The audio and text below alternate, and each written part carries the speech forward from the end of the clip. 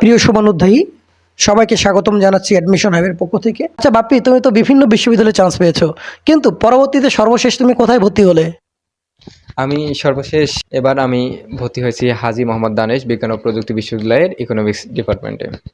আমার এই সফলতার পেছনে আমি সর্বপ্রথম কৃতজ্ঞতা জ্ঞাপন করছি মহান আল্লাহ তাআলার উপর এবং আমার পিতামাতা আর এডমিশন হাইবের ঋষিদা এবং সকল স্যার এবং কাকুর উপর।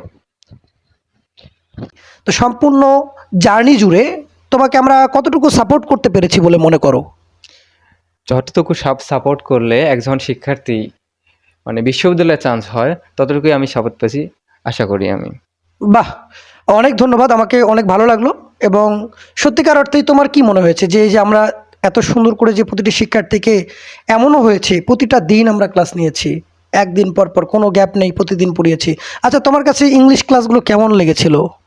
হ্যাঁ, আলহামদুলিল্লাহ আমার কাছে ইংলিশ ক্লাস অনেক ভালো লেগেছে। এমনকি ইংলিশের পাশাপাশি বাংলা সুশান্ত দাদা, তারপরে বাসার স্যারের সাধারণ জ্ঞান, তারপরে সঞ্জিত দাদার সাধারণ জ্ঞান, এগুলো একেবারে অসাধারণ ছিল আমার কাছে। সবগুলো ক্লাসই অসাধারণ ছিল। আচ্ছা, একটা কথা বলে রাখি, আসলেই মাথায় রাখতে হবে যে সবচেয়ে বড় কথা হচ্ছে, একজন শিক্ষার্থীকে আমরা যতই পড়াই না কেন, প্রতিটি শিক্ষার্থী যখন তার মেধা মনন এবং তাদের আকাঙ্ক্ষার জন্যে, পড়াশোনার জন্য তাদেরকে তাড়িত করে, সো এই জন্যই তারা ভালো কিছু করে। আমার কাছে মনে হয়েছে আমাদের আসাদুজ্জামান বাপ্পি, সে নিজেও অনেক পড়াশোনা করেছে।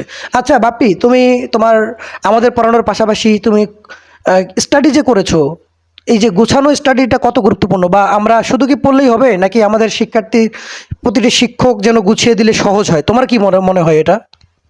অবশ্যই এডমিশন টাইমে একটা গোছানো পড়াশোনা দরকার। গোছানো পড়াশোনা ছাড়া মানে এডমিশন টাইমে সম্পূর্ণ পড়াশোনা করাটা একদম টাফ। মানে সবকিছু পড়া, একবারে সবকিছু পড়া, একটা সম্পূর্ণ বই শেষ করা বিশাল ব্যাপার।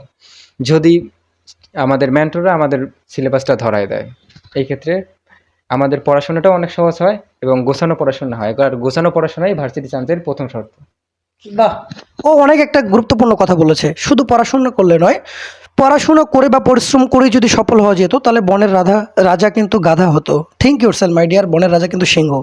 এই জন্যই আমাদের সিলেবাস মেক করে দেওয়া, স্টুডেন্টদেরকে সহজে কঠিন জিনিস কিভাবে সহজ করা যায় এবং অনেকগুলো পড়া কিভাবে একীভূত করে পড়া যায়, সেই বিষয়টা কিন্তু খুবই গুরুত্বপূর্ণ। আমরা বাপ্পির কথায় বুঝতে পারলাম। আচ্ছা বাপ্পি, তুমি এই যে তোমার কলেজ কোনটা ছিল? আমার কলেজ ছিল নাগেশ্বরী সরকারি কলেজ। আচ্ছা, তোমার বাসা? বাসা নাগেশ্বরী, কুড়িগ্রাম।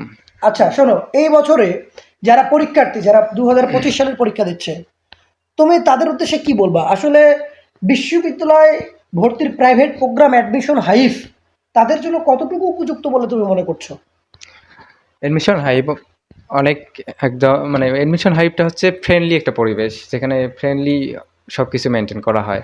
এক্ষেত্রে আমি তোমাদের সাজেস্ট করতে পারি যে এডমিশন হাইপ তোমাদের স্বপ্ন পূরণের সারথি হতে পারে।